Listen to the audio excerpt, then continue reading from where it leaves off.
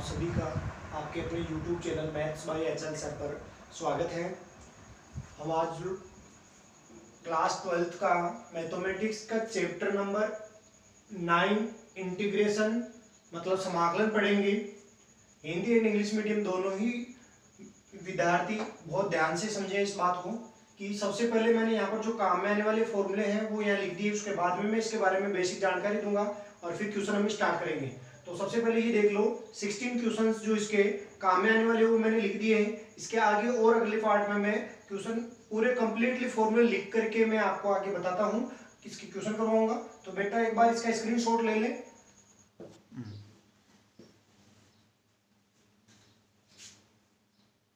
बेटा देखो सारे फॉर्मूले मैं यहाँ लिख देता हूँ एक बार, फिर हम लोग जो है ना इसके क्वेश्चन करेंगे। जो भी इसमें फॉर्मूले काम में आने वाले हैं वो सारे लिख देता हूँ मैं।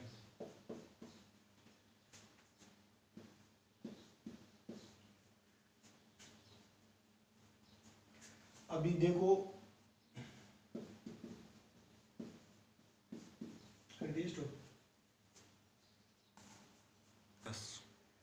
तो मैंने 30 टोटल फॉर्मूले लिखवाए हैं इसके, जो भी समाकलन में हमारे बहुत इंपॉर्टेंट रहेंगे, काम में आएंगे। ये सभी आप रिमेंबर रखें, बगैर फॉर्मूले के कुछ नहीं होगा। जो भी फॉर्मूले हैं वो सारे के सारे आपको दिमाग में रखने होंगे। एनी टाइम आप अभी भी एग्जाम देने जाएंगे तो उस समय आपके पास ये फॉर्मूले अच्छे से याद होंगे तो ही आप क्वेश्चन कर पाएंगे। और इसके अलावा मैं ट्रिग्नोमेट्री के जो भी फॉर्मूले हैं इंपॉर्टेंट काम में आने वाले वो भी एक बार मैं नोट कर देता हूँ। उसके बाद में आफ्टर हम लोग क्वेश्चन ही स्टार्ट करेंगे, क्वेश्चन चलेंगे। ओके तो देखो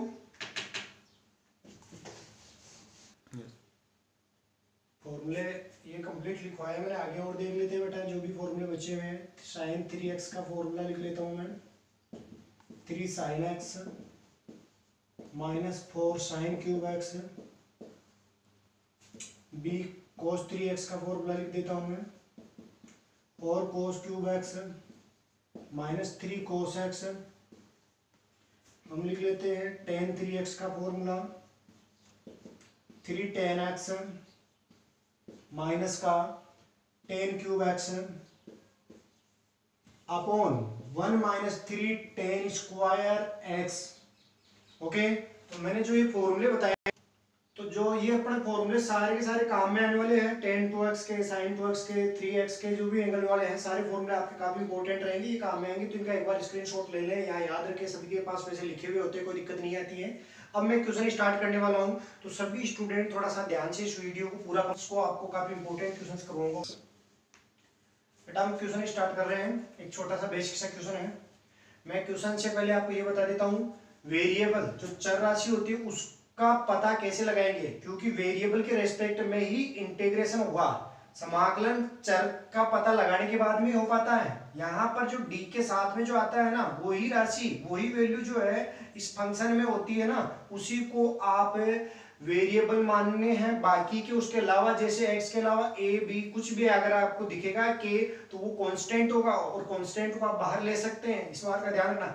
तो यहाँ पर मैं इस क्वेश्चन को इजीली करवा देता हूँ। सपोज करो आई है ये, तो इसको हम लोग सबसे पहले देखो, एक दूसरी चीज का ये ध्यान रखना, जब भी आपके पास कोई पॉलिनोमियल हो ऊपर और नीचे, तो न्यूमरेटर में जो भी पॉलिनोमियल की मैक्सिमम पावर होती है, यानी अंश में जो भी आपके बहुपद की घात होती है अधिकतम, वो हमेशा नीचे वाले से कम होनी चाहिए। और अगर न्यूमरेटर की पावर मैक्सिमम अगर पॉलिनोमियल की वेरिएबल की है वो नीचे वाले से ज्यादा है या इसके इक्वल, यानी कि यहाँ कहने का मतलब है कि ये वाली पावर अगर नीचे वाले से मैक्सिमम अधिक है या फिर इसके इक्वल है, उस कंडीशन में आप डिवाइड करेंगे, अन्यथा आपको डिवाइड करने की कोई आवश्यकता नहीं है। वैसे तो ये सिंपल है, क्वेश्चन हो जाएगा।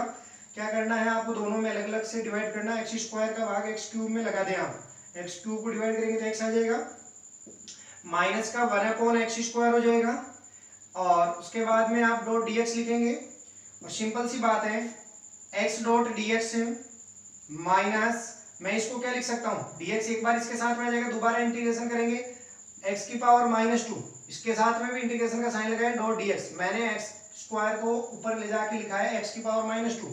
तो आप लोग सपोज करो, देखो x की पावर यहाँ कितनी है 1, x की पावर n वाला फॉर्मूला लगाएंगे तो ये आपका जो इंटीग्रेशन है वो हो जाएगा इंटीग्रेशन x² बाई 2 माइनस ये वाला क्या हो जाएगा x की पावर -2 + 1 अपॉन -2 + 1, वही फॉर्मूला लग रहा है, और प्लस का c, क्योंकि ये निश्चित समाकलन है। और यहाँ पर आपको जो है x²/2 मिल गया है, और माइनस यहाँ माइनस का 1 रहेगा, और -1 का मतलब हो जाएगा यहाँ प्लस, और यहाँ x की पावर -1 होगी, जिसे मैं क्या लिख सकता हूँ 1/x। तो कुल मिलाकर के ये आपका आंसर आ गया है। देखते हैं बेटा सभी बच्चों के समझ में आ गया होगा।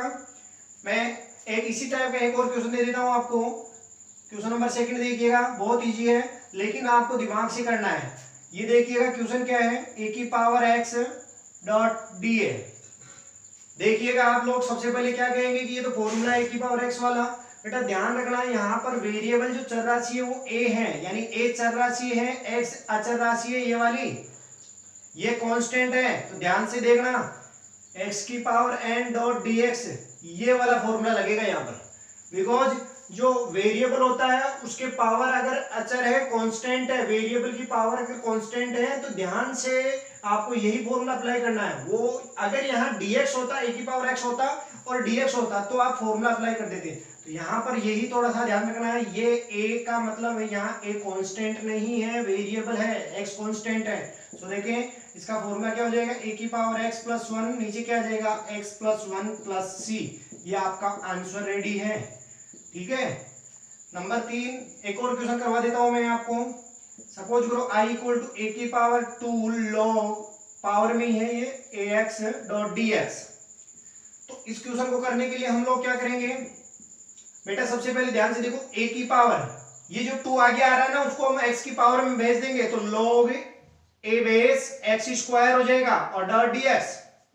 और आप लोग समझ सकते हैं, जब किसी सेम नंबर की पावर में बेस भी वही हो जो यहाँ पर इसके पावर है, अगर ये दोनों सेम हैं तो ध्यान रखना ये दोनों ऑटोमेटिक स्वतः ही फॉर्मूले से हट जाएंगे, और आपके पास जो x² जो भी यहाँ पर होगा log के साथ में, जो भी यहाँ पर होगा वो रह जाएगा dx के साथ। यानी ये वाला मामला आपको दिख रहा है, ये स्वतः हट जाएगा a, और ये a, इसकी पावर में जो पूरा पार्ट है उसमें जो बेस है log के साथ वो भी a है, तब ये ऑटोमेटिक हट करके आपके पास आ जाएगा x²। तो आप इसको लिखेंगे x².dx, और बहुत ही सिंपल है, जिसका इंटीग्रेशन क्या हो जाएगा, समाकलन x³/3 और प्लस का c लगा दें, आपका आंसर रेडी है। ओके, मेरे ख्याल से आपको इसमें कोई प्रॉब्लम नहीं होगी। नेक्स्ट देखते हैं सभी आप लोग, अगला क्वेश्चन देखते हैं, बहुत इजी है। सपोज करो i = है, तो यहाँ पर आप इसको क्या करेंगे, इस क्वेश्चन को आप सोल्व करने के लिए सबसे पहले डिनोमिनेटर देखें, यहाँ पर जो हर दिखाई दे रहा उसका आप परमेयीकरण करेंगे, इसका रेशनलाइजेशन करेंगे, तब जाकर ये सोल्व हो पाएगा। तब तक आप इंटीग्रेशन नहीं करें, समाकलन तब तक नहीं करना जब तक आप इसको सोल्व नहीं कर लेते फलन को। तो 1/, ये अगर माइनस है तो आप प्लस से ऊपर नीचे मल्टीप्लाई कर देंगे, तो ये क्या हो जाएगा, ऊपर तो हो जाएगा 1 + x + √x, और नीचे क्या हो जाएगा √1 + x - √1 √x into √1 + x + √x। ठीक है, .dx। मैंने इससे इसको ऊपर नीचे मल्टीप्लाई करा दिया है। और अगले स्टेप में देखें आप, a - b × a + b, इसके फैक्टर हो जाएंगे, और ये वाला होगा 1 + x + √x, नीचे क्या हो जाएगा 1 + √1 + x का स्क्वायर, 1 + x माइनस √x का स्क्वायर, x.dx। सिंपल सी बात है, x से x चला जाएगा, इंटीग्रेशन नीचे 1 रहेगा जिसका कोई मीनिंग नहीं है, आप डिवाइड कर दीजिए, तो इसको लिखेंगे आप 1 + x की पावर 1/2, 1 + x की पावर 1/2। ठीक है, .dx कर देता हूं, प्लस आएगा यहाँ पर, और फिर से इंटीग्रेशन का साइन लगाए, इंटीग्रेशन करेंगे, √x का मतलब हो गया x की पावर 1/2 .dx। आप सभी समझदार है बेटा, √x का मतलब क्या होता है, x की पावर 1/2, और वही आपको x की पावर n वाला फॉर्मूला यूज करना है। तो इसी स्टेप में आपके पास हो जाएगा, यानी वेरिएबल हमारे पास 1 + x है, इसकी पावर हो जाएगी 1 + 2 + 1, मतलब n + 1 का हिसाब से ये 3/2 हो जाएगी। और मैं चाहे नीचे भी लिख देता हूँ 1/2 + 1, प्लस यहाँ पर हो जाएगी x की पावर 1/2 + 1, नीचे की भी ये क्या जाएगा 1/2 + 1 प्लस का c। तो सभी स्टूडेंट ध्यान से समझना, यहाँ पर 1 + x की पावर कितनी हो जाएगी 3/2, नीचे भी 3/2 आएगा, नीचे 3/2 आएगा, बट ऊपर आगे रहो कितना हो जाएगा 2/3। सो हमारा फाइनल आंसर आ गया है 2/3, 1 + x की पावर 3/2 प्लस, फिर से यहाँ पर क्या आएगा 2/3, और आपके पास x की पावर हो जाएगी 3/2 प्लस का c। ये आपका फाइनल आंसर है।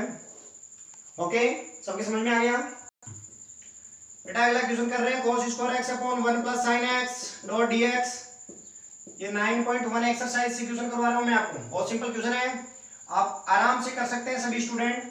देखो इसको कैसे करना है, cos स्क्वायर x को क्या लिख सकते हैं अपन, 1 माइनस साइन स्क्वायर x। तो अभी इंटीग्रेशन नहीं करना है, समाकलन अभी नहीं करना, समाकलन से पहले जो फंक्शन हमारा फलन जो है वो सोल्व कितना कर पाते हैं उसको पहले सोल्व कर ले, इजी बढ़ा करके लास्ट में करते हैं। तो cos स्क्वायर x को क्या लिखेंगे, 1 माइनस साइन स्क्वायर x, और नीचे क्या हो जाएगा 1 प्लस साइन x जो हमारे पास गिवन है डॉट dx।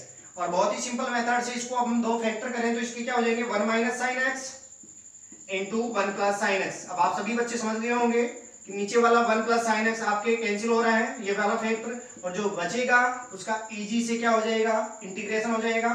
क्या रहेगा हमारे पास 1 dot dx minus integration sine x dot dx। इनका अलग अलग कर लेंगे ना, तो ये क्या होगा x हो जाएगा। देखो 1 का मतलब सिंपल dx का आप इंटीग्रेशन करेंगे तो x आएगा, आप देख लिए 1 का मतलब होता है x की पावर 0, और x की पावर 0 में x की पावर n वाला फॉर्मूला लगाएंगे तो x आ जाएगा।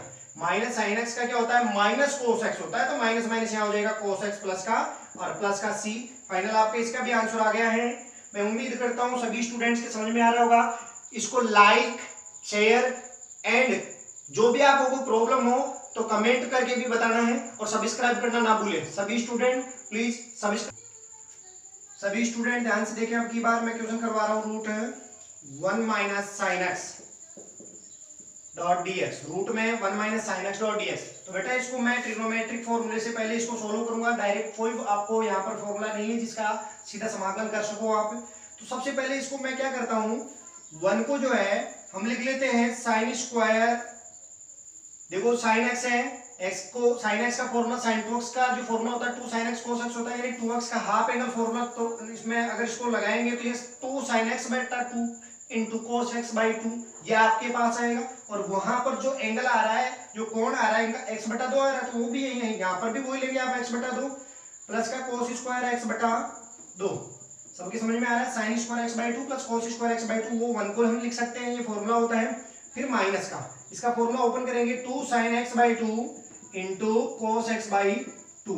सभी स्टूडेंट समझ गए होंगे डॉट dx। और हम लोग इसको अगले स्टेप में लिखने वाले हैं। देखो a square plus B square minus 2a into B, ये a माइनस बी का होल स्क्वायर बन रहा है। तो आप स्क्वायर रूट के अंदर क्या लिख सकते हैं इसको, sine x by 2 minus cos x by 2 का होल स्क्वायर। ओके, और डॉट dx। आप समझदार हैं, जब भी स्क्वायर रूट करेंगे तो ऊपर होल स्क्वायर है वो हट जाएगा।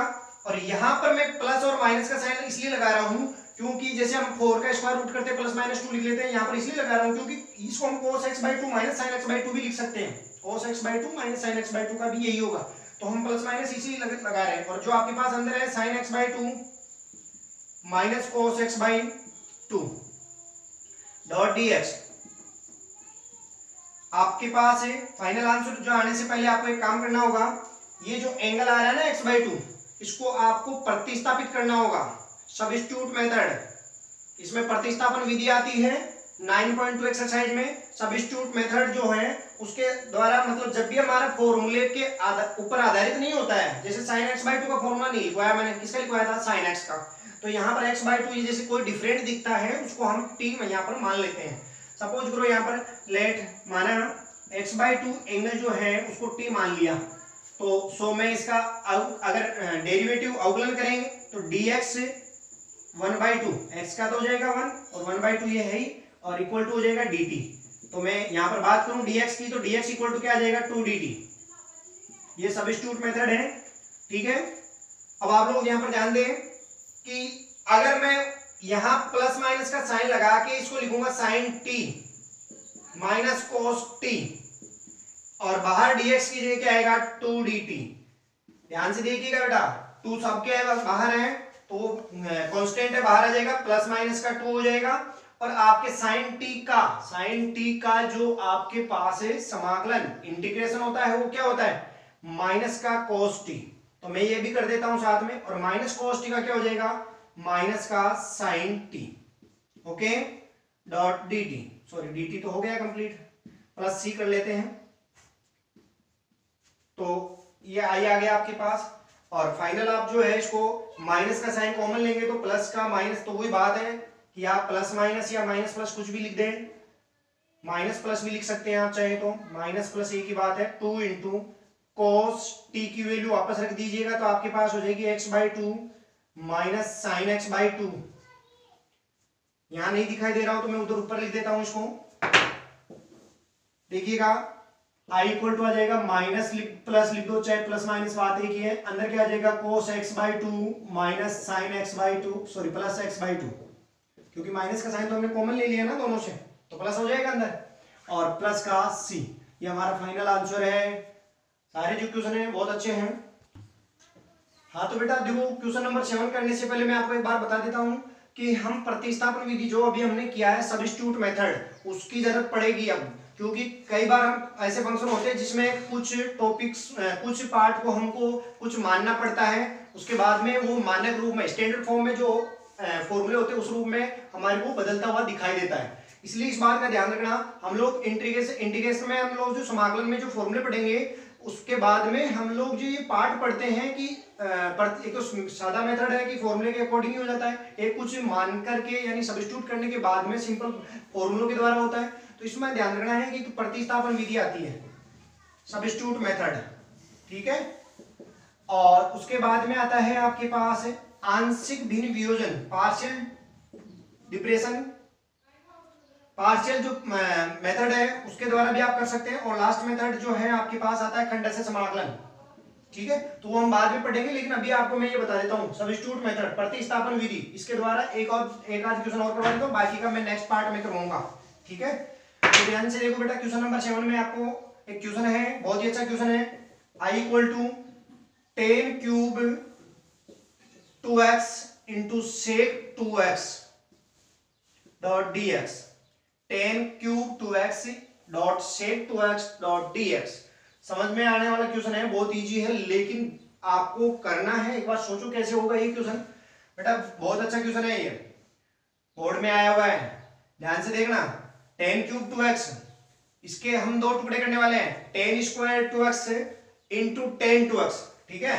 तो यहां पर हम लोग जो है 10 स्क्वायर 2x डॉट 10 2x यानी पावर 3 को दो टुकड़ों में डिवाइड कर लिया हमने, और एक और है dot dx sec 2x 10 2x sec 2x dot dx i equal to, हम लोग सबसे पहले देखो 2x को सब्स्टिट्यूट कर सकते हैं, लेकिन 2x के बजाय हम लोग जो कुछ मानने वाले हैं वो देखो, अभी भी हम लोग ये सोच रहे हैं कि मैं किसको t मानूं ताकि मेरे को उसका डेरिवेटिव अवकलन दिखाई दे dx के साथ में।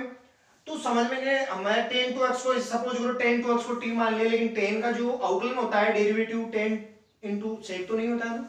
सो हम इस बात का ध्यान रखें कि अभी भी हम इसको कुछ लिखेंगे, और वो लिखने वाले हैं क्योंकि ये जो अवकलन होता है वो किसका होता है, सेक का होता है ना, 10 इंटू सेक, समझ रहे हैं मेरी बात को। dx के साथ में जो पार्ट आ रहा है वो सेक का अवकलन होता है, और इसको सेक में चेंज करेंगे, सेक में चेंज करेंगे तो क्या हो जाएगा, सेक स्क्वायर थीटा माइनस 1, ये 10 स्क्वायर थीटा का फॉर्मूला होता है, सेक स्क्वायर थीटा माइनस 1, और बाकी का पार्ट इसके साथ रख दीजिएगा 10 2x into sec 2x dot dx।